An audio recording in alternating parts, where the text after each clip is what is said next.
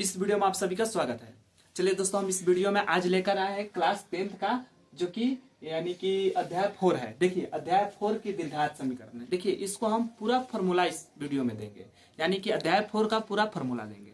देखिए हम 1000 बार जब वीडियो में आते हैं तो बाबू आप लोग के बोलते हैं कि बाबू हमारे हीरा हमारे मोती फॉर्मूला याद करो। मैथ में बादशाह बनना है तो फॉर्मूला याद करना पड़ेगा। अगर मैथ का गुलाम बनना है तो फॉर्मूला मत याद करो।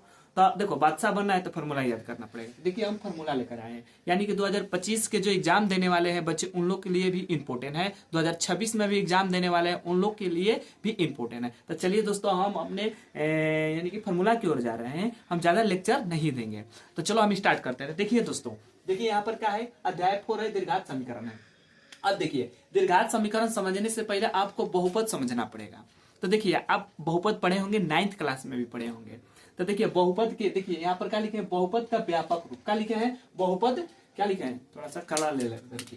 देखिए बहुपद का व्यापक रूप। तो देखिए बहुपद का व्यापक रूप का आता है ए एक्स स्क्वायर प्लस में बी एक्स प्लस सी है, जहां ए बराबर 0 नहीं होना चाहिए। मालूम है क्या है, जहां देखिए लड़का लोग कहीं नहीं समझ में आता है, जहां बोला है कि ए बराबर 0 नहीं होना चाहिए मेरे दोस्त, कर मतलब कि ए की जगह पर 0 धर देंगे तो अगर ए से सॉरी 0 से एक्स स्क्वायर में गुना कराएंगे तो वहां क्या हो जाएगा, 0 हो जाएगा। तो बताइए, तो बी एक्स प्लस सी, तो ये तो तुम्हारा बहुपद हो भी नहीं किया। बहुपद कब हो जाएगा, यानी कि कब दीर्घात बहुपद कब होगा, जब जिसका कपार पर 2 रहता है, यानी कि उसको बोलते हैं चर का पावर क्या होना चाहिए, 2 होना चाहिए, तो दीर्घात बहुपद कहलाता है। देखिए रेखिक के भी बारे में बताते हैं। रेखिक बहुपद किसे कहते हैं, चर का घात 1 होता है। त्रिघात बहुपद किसे कहते हैं, जिसका चर का घात 3 होता है।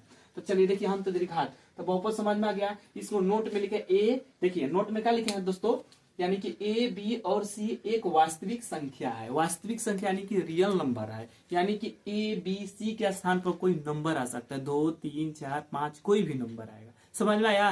तो अब देखिए दोस्तों, अब दीर्घात समीकरण की व्यापक रूप की ओर जा रहे हैं। देखिए आपको थोड़ा सा फर्क है कि देखिए वही होगा, यानी क्या होगा, A x square plus B square plus C बराबर 0। देखिए यहाँ पर क्या होगा, 0 हो जा रहा है। देखिए अगर बहुपद रहेगा तो बराबर 0 नहीं रहेगा, समीकरण रहेगा तो बराबर 0 होगा मेरे दोस्त। तो देखिए यहाँ पर बराबर 0 है, जहां ए बराबर, देखिए क्या लिखे हैं, ए बराबर 0 नहीं होना चाहिए, जिससे बहुपद में उसे दीर्घात समीकरण में है। अब देखिए यहाँ पर भी नोट में क्या लिखे हैं, नोट में क्या लिखे हैं दोस्तों मेरे, ए बी और सी एक वास्तविक संख्या है। क्या है, एक वास्तविक संख्या है।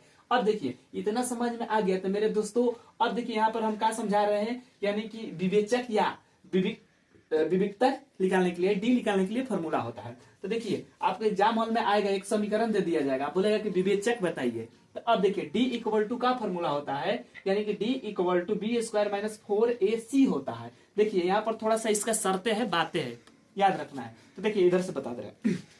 अब देखिए यहाँ पर क्या बोला है, डी के मान 0 से बड़ा होगा तो उसका क्या होगा, जब डी के मान 0 से बड़ा होगा तो उस समय क्या होगा, तो मूल वास्तविक या असमान होगा। मूल वास्तविक या असमान होगा।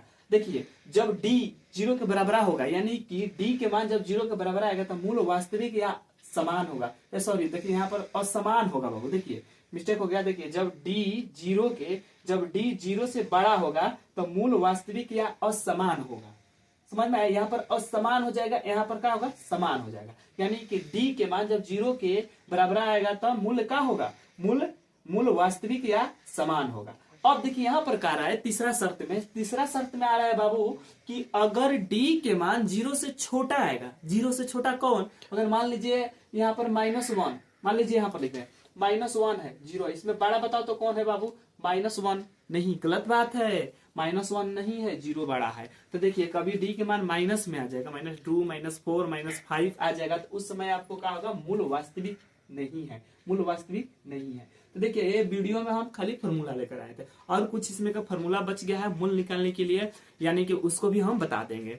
तो चलिए इस वीडियो में यही फॉर्मूला आज के रहेगा। तो आप लोग बाबू एग्जाम है तो बहुत अच्छे से एग्जाम दीजिए। आपको 17 तारीख से एग्जाम है, 17 तारीख से बाबू एग्जाम है, 18 तारीख का मैथ है और 17 तारीख का हिंदी है।